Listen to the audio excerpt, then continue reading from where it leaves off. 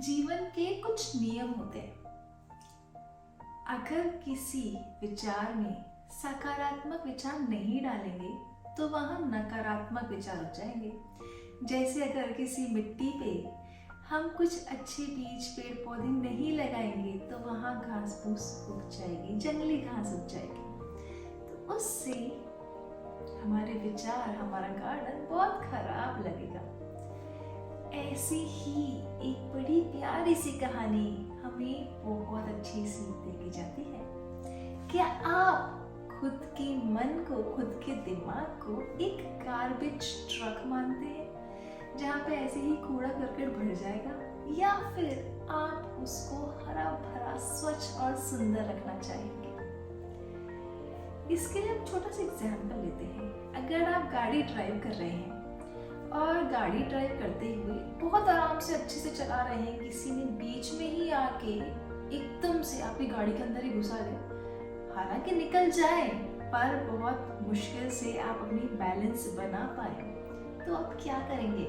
उस पर बड़ा गुस्सा होंगे या उसे माफ कर देंगे?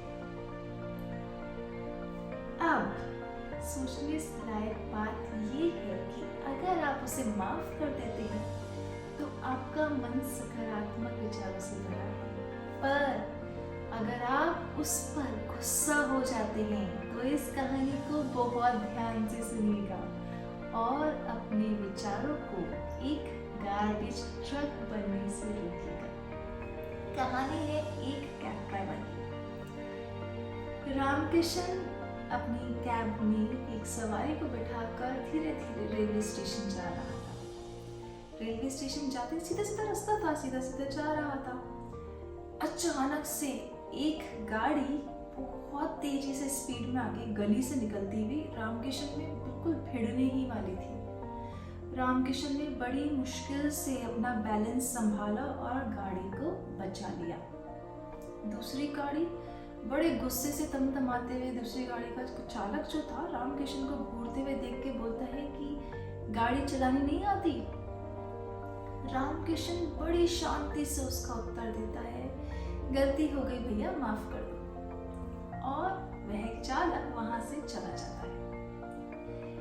अब रामकिशन तो आराम से अपनी गाड़ी वापस चलाने लग जाता है जैसे कुछ हुआ ही ना हो। उसके पीछे जो सवारी बैठी थी उसे बड़ा गुस्सा आता है कि भैया इसमें गलती आपकी थी ही नहीं, गलती तो उस दूसरे वाले ड्राइवर की थी। एकदम से आके गाड़ी में कोई घुसा देगा, उसके बाद बोल रहे, तुम्हें डांट रहे कि तुमने गाड़ी चलानी नहीं आती, तुमने उससे माफी क्यों मांगी?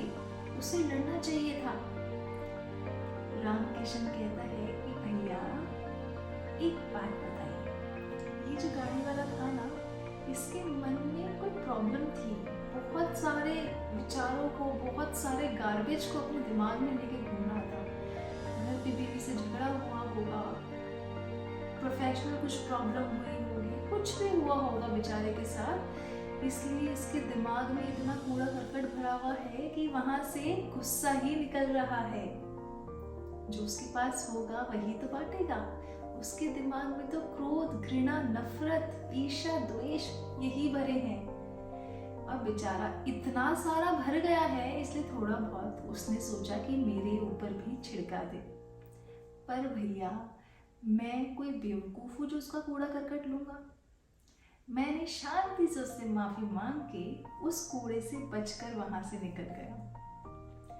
अब इतनी बड़ी दुनिया, इसका इतना बड़ा कूड़ा, वो मैं तो अपने पास इकट्ठा करके नहीं रखूंगा ना, तो मैं क्यों अपने दिमाग में कोई भी बुरा विचार उसके लिए लाकर, उसको बोलकर उसे परेशान करूं? मैंने माफी मांगी, उससे हो सकता है उसको थोड़ी सी तसल्ली मिले, ना भी मिले तो वो उसका प्रॉब्लम है, मैं तो कम से कम फ्री हूँ।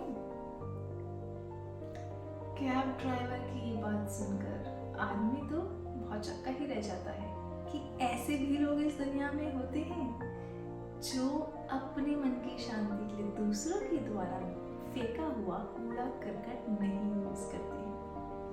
आप भी सोचिए, क्या आपको कोई गार्बेज ट्रक तो नहीं बना रहा और अपना गुस्सा आप पर डालकर आपको गुस्सा तो नहीं कर रहा? अगर आपके साथ दोबारा ऐसा होता है तो बहुत ध्यान रखिएगा, उस कूड़े को अपने पास मत आने दीजिएगा। जो उन्होंने बोला उसे शांति से मान के अपनी खुशी, अपनी जिंदगी को राज़ी खुशी चलाते रहिएगा।